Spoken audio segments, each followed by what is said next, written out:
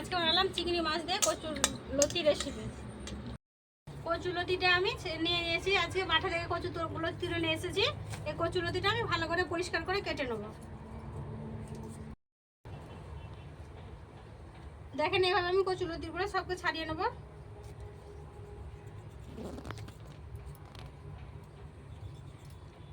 এভাবে আমি ছাড়িয়ে নিয়েছি, এগুলো এই বাকিগুলো যা আছে ছাড়িয়ে নেব, দিয়ে আমি ধুয়ে।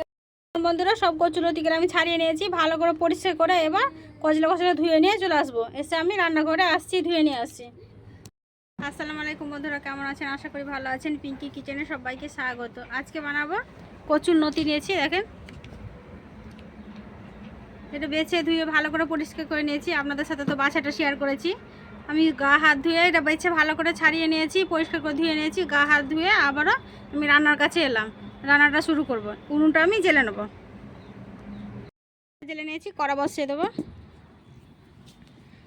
কড়াতে দেবো পানিটা দিয়ে দিলাম। কচুলতিটা আমি ভাপিয়ে নেব।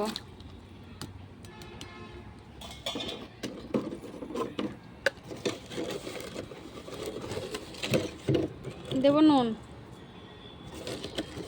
নুন দিয়ে আমি ভাপিয়ে নেব। নুন দিয়ে দিলাম, আর অল্প একটু তেঁতুল নিয়েছি, দেখেন এই তেঁতুলটা দিয়ে দেবো। তেঁতুলটা আমি দিয়ে দেবো এক সাইড করে, যদি গলা কুটকুট করে তার জন্য আমি তেঁতুলটা দিয়ে দিলাম। অবশ্যই করবেন, আমি ছাড়াতে যাই হাতটা কুটকুট করেনি, তবুও একটু দিলাম। এই তেঁতুলটা দিয়ে আমি 5 মিনিটের জন্য ঢাকা দিয়ে দেবো। ঢাকাটা দিয়ে সেদ্ধ হওয়ার জন্য। ততক্ষণ আমি রসুন পেঁয়াজ যেগুলো যেগুলো লাগবে, আমার বেশি করে কাঁচা লঙ্কা ঝাল লাগবে, কিন্তু কাঁচা লঙ্কাগুলো সব কেটে নেবো, আর পেঁয়াজও কেটে নেবো। চিংড়ি মাছও ধুয়ে বেছে নিয়ে আসছি, ঘরে আছে রাখা। এই দেখেন রসুন আদা রসুন সব ছাড়িয়ে নেবো।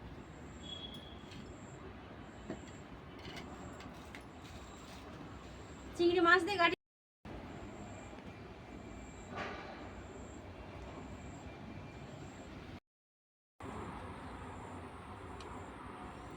পেঁয়াজগুলো কেটে নিয়েছি, আদা রসুনও ছাড়িয়ে নিয়েছি।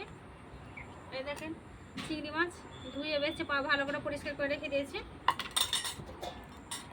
পরিমাণে লাগবে ওই জন্য আমি বেশি করে চিড়ে নিলাম। দেখেন কতটা নিয়েছি, আরও দেবো, একটু ঝাল ঝাল হবে। কচুর লতি কিন্তু ঝাল ঝাল খেতেই ভালো লাগে। এটা উঠিয়ে দেবো, 5 মিনিট হয়ে গেছে। লতিটা আমার ভালো করে সেদ্ধ হয়ে গেছে, এবার এটা নামিয়ে নেবো। পরিষ্কার করে ধুয়ে নিয়েছি। কড়াটা গরম হয়ে গেছে, দেবো সরষের তেল। সরষের তেলের পরিমাণটা একটু বেশি লাগবে। দেবো ফোড়নে দেবো রাঁধুনি। এখানে আছে পেঁয়াজ কুচি, লঙ্কা কুচি।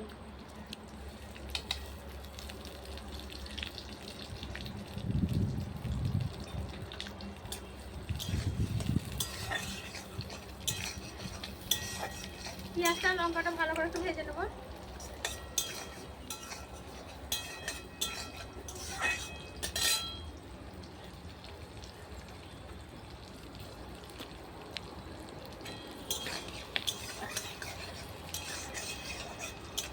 পেঁয়াজটা আমার ভাজা ভাজা হয়েছে, পেঁয়াজ লঙ্কাগুলো দেবো। আদা রসুন বাটা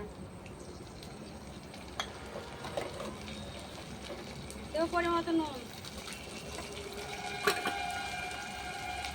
অল্প দেবো লঙ্কা গুঁড়ো। যেহেতু লঙ্কা দিয়েছি কাঁচা লঙ্কা অনেকটা, তাও অল্প দিলাম লঙ্কা গুঁড়োটা। দেবো হলুদ গুঁড়ো, পরিমাণ মতো হলুদ গুঁড়ো।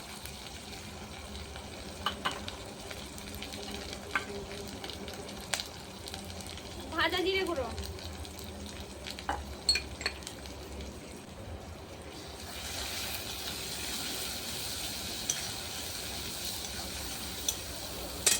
এবার দেবো ধুয়ে রাখা চিংড়ি মাছগুলো।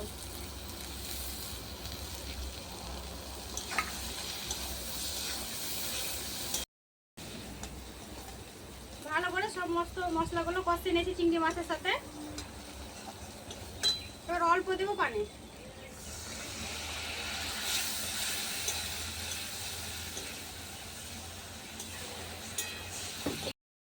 পাঁচ মিনিট ঢাকা দিয়ে দেবো, তার চিংড়ি মাছটা একটু ভালো করে ভেতর থেকে মশলাটা ঢুকে সেদ্ধ হয়ে যাবে। 5 মিনিট হয়ে গেছে, ঢাকাটা উঠিয়ে নেবো। চিংড়ি মাছটা ভালো করে কষে নিয়েছি, এবার কচুলতিটা দিয়ে দেবো এর মধ্যে। কচুলতিটা আবার আমি ধুয়ে নিয়েছিলাম একবার ভালো করে, এবার আমি ভালো করে একবার নেড়ে দেবো।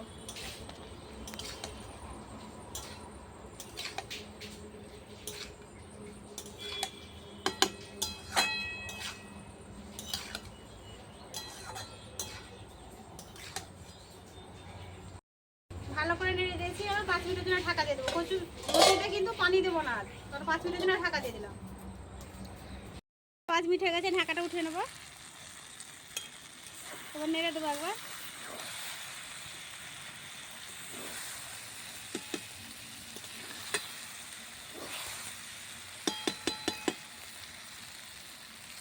দেখেন কচুলতিটা আমার হয়ে গেছে, এবার আমি নামিয়ে নেবো।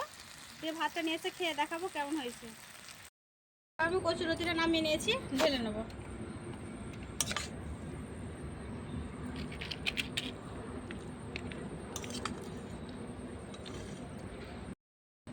ভাতটা নিয়ে চলে এসেছি, এবার খেয়ে দেখাবো।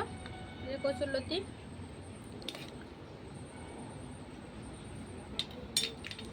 এখানে নিয়ে নিয়েছি কাগজি লেবু, অল্প পরিমাণে দিলে দারুণ লাগবে খেতে।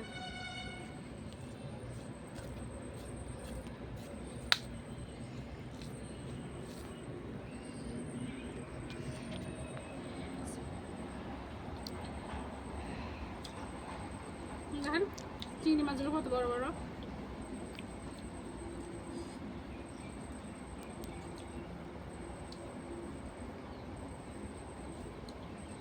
দারুণ স্বাদের হয়েছে। এভাবে একবার হলো কচুলতি বানিয়ে খেয়ে দেখবেন। পুরো রেসিপিতে দেখলেন, যদি ভালো লাগে অবশ্যই লাইক কমেন্ট শেয়ার করবেন আর সাবস্ক্রাইব করে পাশে থাকবেন। সুস্থ থাকবেন, সাবধানে থাকবেন। পুরো রেসিপি দেখার জন্য ধন্যবাদ। আবারও ফিরে আসবো অন্য কোনো রেসিপি নিয়ে।